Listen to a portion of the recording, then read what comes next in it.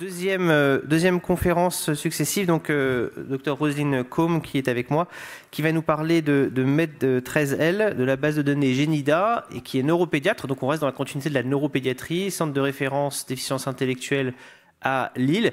On passe du sud au nord et ça permet aussi de montrer la diversité au sein de la filière. Hein, vous voyez, on couvre le territoire largement. Merci beaucoup Roselyne et pareil, 15 minutes de présentation, 5 minutes de questions.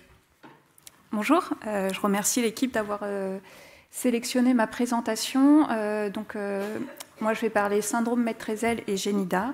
Je vais faire une rapide introduction sur le syndrome MED13L qui n'est peut-être pas connu de l'ensemble du public. Donc, la première description du syndrome MED13L, c'était en 2002 dans une cohorte de cardiopathie. Et puis, en 2013, le professeur Azadoli a décrit 3 patients avec délétion du gène MED13L, remarquant qu'ils avaient également une cardiopathie, mais aussi des troubles du développement intellectuel. Et actuellement, en 2024, il y a environ une centaine de patients qui ont été décrits dans la littérature scientifique. Le syndrome MED13L est sur son petit code au mime comme plein de syndromes. On voit bien qu'il y a le retard de développement associé à des éléments morphologiques, associés à des cardiopathies.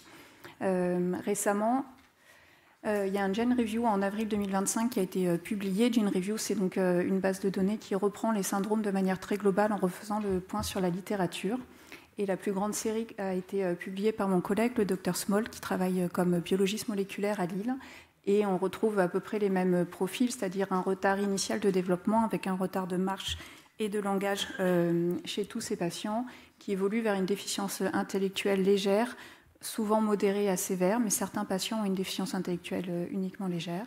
On retrouve des caractéristiques morphologiques particulières, puis une hypotonie, des difficultés comportementales qui sont un grand sac avec des troubles du spectre de l'autisme, des troubles agressifs, des troubles du sommeil, assez mal décrits finalement dans la littérature.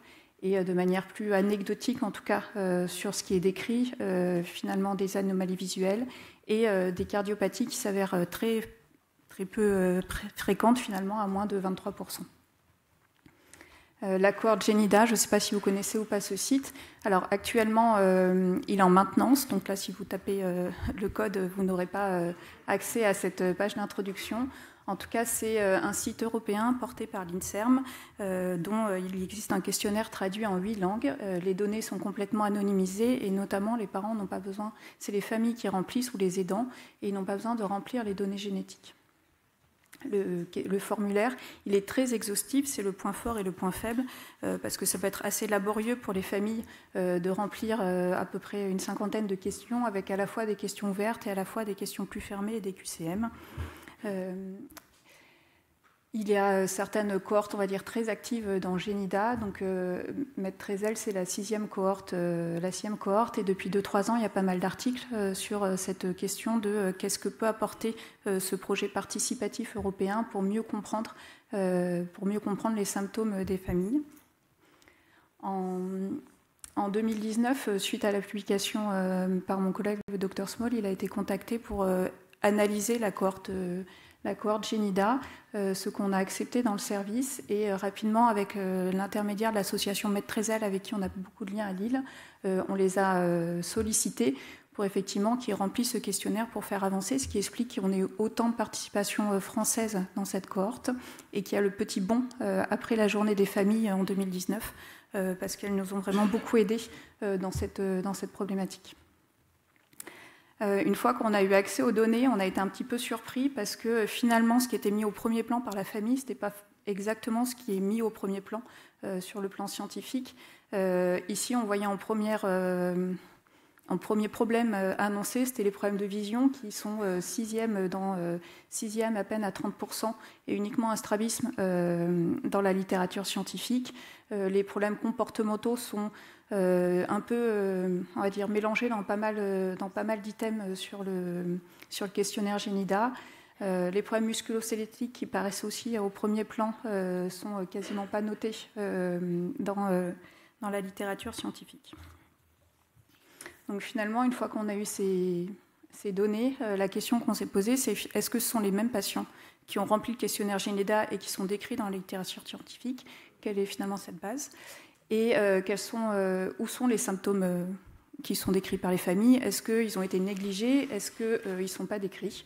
Et donc, pour répondre à ces questions, on a repris de manière exhaustive tous les patients décrits dans la littérature scientifique, pas uniquement ceux des séries où ils étaient complètement décrits, mais aussi tous les case reports, toutes les grandes séries d'exomes et de génomes où ils sont dans les annexes, il faut un peu fouiller pour les trouver, ce qui nous a permis de répondre à une autre question qu'on se posait, nous, sur le plan médical, c'est est-ce que, comme ça avait été suggéré dans les premières grandes séries, est-ce que les variants faux-sens ne seraient pas plus sévères que les variants perte de fonction? Et après, on a comparé avec les données extraites de Génida. On a confirmé qu'en fait, c'était les mêmes patients, même s'ils ne sont pas présentés de la même manière dans la littérature scientifique. C'est-à-dire qu'à la fois sur Génida et à la fois dans la littérature, on a un retard global des acquisitions, une marche entre 27 et 28 mois, qui énonce le décalage n'est pas significatif, et ils ont un retard de langage expressif avec des premiers mots vers 2-3 ans, et 30% des enfants après 2 ans ont une absence de langage verbal, et même plus grand. On observe aussi une différence d'âge, mais qui n'est pas significative, entre les patients rapportés par les familles qui ont plutôt 14 ans et les patients de la littérature qui étaient plutôt vers 10 ans, sans qu'on puisse forcément l'expliquer. Et ils ont tous un trouble du développement intellectuel. Une des choses qu'on a remarqué aussi, c'est dans la littérature scientifique, il y a assez peu d'évaluations normées, c'est-à-dire qu'on a retrouvé un vrai bilan psychométrique dans environ 50% des cas, et les autres, c'était plus déclaratif par les médicaux. Et les familles, on n'arrive pas à savoir si le diagnostic n'a pas été formellement posé ou explicité. Et pareil, pour eux, il n'y a pas d'item pour remplir les évaluations normées qu'on aime bien avoir pour avoir quelque chose d'un peu carré. Les apports de Génida, on a creusé les troubles auditifs, notamment tous les troubles neurosensoriels. Et en fait, en creusant notamment plutôt dans le côté description clinique des patients et pas juste dans les tableaux récapitulatifs, on a retrouvé fréquemment aussi des otites séromuqueuses avec des pertes auditives dans la première enfance, la nécessité d'avoir des aérateurs tympaniques dans la littérature, les troubles de la réfraction, l'hypermétropie notamment étaient très fréquentes chez les patients quand c'était décrit, ainsi que le strabisme.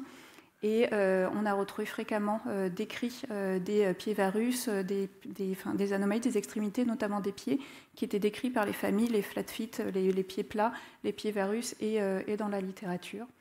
Et rétrospectivement, cliniquement, maintenant qu'on voit des enfants avec syndrome Maître-Ezel, on se rend compte effectivement qu'ils ont tous des particularités des extrémités, pas forcément pathologiques, mais ils ont des pieds différents de la population générale. Et après, une des difficultés qu'on a retrouvées dans ce projet-là, c'est on n'a pas le même mot ne signifie pas la même chose pour les médecins et pour les familles. Dans trouble de la marche, les familles notaient surtout une vraie hypotonie, une fatigabilité. Quand on regarde les termes médicaux, on avait plutôt ataxic gait, c'est-à-dire démarche ataxique. On a essayé de les lier ensemble parce que probablement qu'elles sont reliées, mais il n'y a pas forcément les mêmes sous-entendus. Dans difficultés alimentaires, ce que j'ai retrouvé principalement, c'est la nécessité d'une sonde nasogastrique dans l'enfance, pas la lenteur, les difficultés de mastication et toutes ces problématiques au quotidien des familles. Et dans le comportement, autant les rapports scientifiques sont toujours très, on va dire, problèmes du quotidien, c'est-à-dire l'agitation, l'agressivité, les troubles attentionnels. La famille notait aussi que c'était souvent des enfants plutôt joviaux, très agréables, et finalement, on retrouve aussi ce côté où les parents vivent avec et voient aussi les points forts de leur enfant qui ne sont jamais notés dans les rapports scientifiques, alors que, pareil, quand on fait les journées pour l'association de la famille, on voit bien qu'il y a vraiment ce côté très accueillant et très joyeux de tous des patients qu'on rencontre. Grâce à une des premières choses qu'on a pu faire avec ces données-là, c'est enrichir le texte du PNDS, qui est quand même aussi à destination des familles. Donc mettre en avant les comorbidités avec les surdités chez les petits. Ils ont déjà souvent un retard de langage. Être sûr qu'il n'y ait pas une surdité transmissionnelle qui se surajoute. Pareil pour les troubles visuels. Noter les anomalies des extrémités. Il y avait la question de la scoliose qui n'est pas résolue. En tout cas, mettre un suivi MPR et ou orthopédique pour ces questions-là. Faire un peu la lumière aussi sur les troubles digestifs, c'est fréquent, les troubles de la mastication, le reflux, la constipation, et pareil, ça a un intérêt de les prendre en charge de manière adaptée. Les familles notent souvent des anomalies dentaires, un prurite. Ça, par contre, on n'a pas réussi à savoir si c'était particulier à quelques familles ou plus fréquent que ça dans la population. Il y a forcément un biais, comme toute étude. On se rend compte aussi qu'une fois que le premier article Princeps sur un syndrome est publié, là il y avait retard de développement, cardiopathie. Quasiment tous les patients avec un diagnostic de syndrome Maître-Ezel ont eu une échographie cardiaque. Alors que finalement on a l'impression qu'ils ont plus besoin d'avoir un bilan auditif et visuel au diagnostic qu'une échographie cardiaque, car souvent elle est peu symptomatique et nécessite juste un suivi sans chirurgie préalable. Et probablement que c'est aussi en lien avec le fait qu'on ne peut pas être exhaustif dans la description des patients dans ces articles.